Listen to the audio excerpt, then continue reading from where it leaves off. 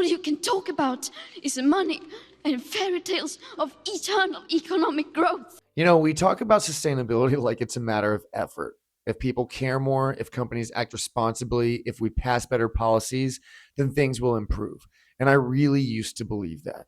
I don't anymore.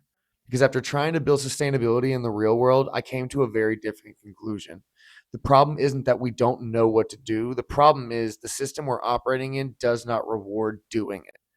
I'm Andrew. This is Act Bigger with Mr. Earth Rebirth. The system we're told is simple. Climate change is happening because people don't care enough, corporations are greedy, or policy hasn't caught up. So the solution feels obvious. Raise more awareness, change behavior, build better programs. And for a very long time, that made sense to me. I started an environmental nonprofit in Oklahoma because I wanted to do something real. Not just talk about the problem, actually build something that worked. Earth Rebirth focuses on educating and empowering people to take food, energy, and water into their own hands, bridging the gap between environmental and economic problems. And on the surface, I really thought that we were. It felt like we were. We set up hundreds of community gardens since 2011, ran a community center full of trainings, workshops, and social events. People cared, there was energy, there were ideas. We even participated in historic legislation in Norman for renewable energy. Whoever Mother Earth is did a really good job on everything. Earth Rebirth is a nonprofit organization built to educate and empower people with solutions to food, energy, and water problems. Starting with the Garden Initiative program for Norman Public Schools, the organization is now a blossoming community center where people can join together and help the environment. No one just really cares about the Earth right now because they're all like, this hunk of rock protects us, it's never gonna go away. We can do whatever we want on it.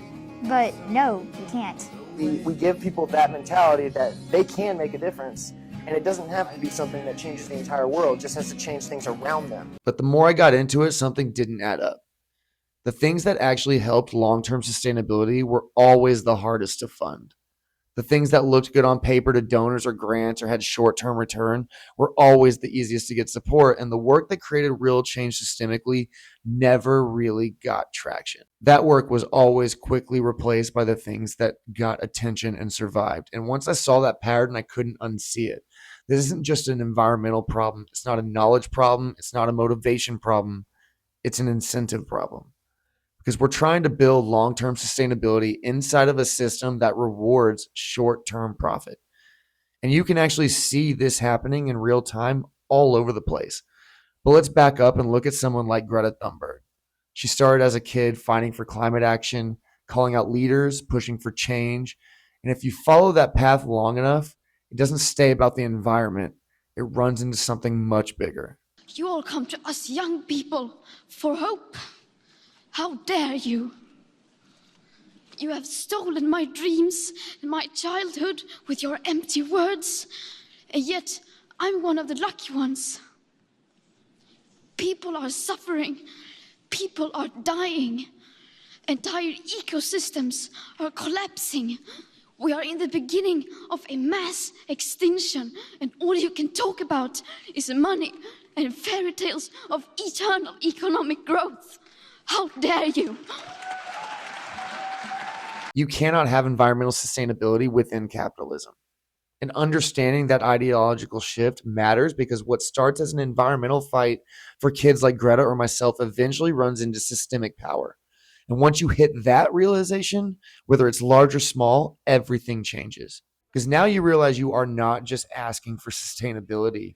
You're challenging a system that makes unsustainability not just preferable, but the most profitable. So let's be real. We know how to be more sustainable, and we're told to just do more using less. Yet the system rewards that exact opposite behavior, especially for those at the top who hoard resources and profit for their own gain.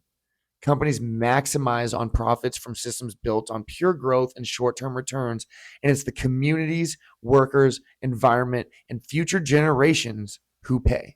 We produce more than enough food to feed everybody on the planet and still waste massive amounts every year to maintain the idea of profit. We build more, but don't ever solve scarcity. There's more than enough homes in the United States and a homeless problem that we will not solve.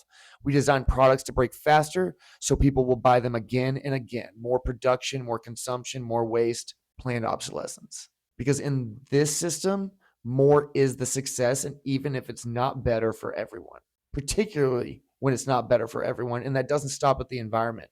Because once a system is built around profit over care, that logic spreads. Healthcare, housing, labor, education, and eventually politics. The system doesn't fail at sustainability. It incentivizes the infinite chase of profitability within capitalism, and that is not sustainable. That matters because people aren't chasing destruction in a vacuum. They're making decisions inside of a system that rewards the wrong outcomes. The same system, but different consequences for those at the top. The story is bigger than climate change. It's about how systems shape behaviors, because systems don't just influence outcomes, they determine them. What gets rewarded, what gets ignored, what gets sustained. When sustainability fails, it's not surprising, it's planned obsolescence. I'm Andrew, and this is Act Bigger with Mr. Earth Rebirth. Follow on YouTube and Substack for more full breakdowns, because this isn't just about one story. It's about understanding this system behind it and how we got to where we are now. Dream big, act bigger.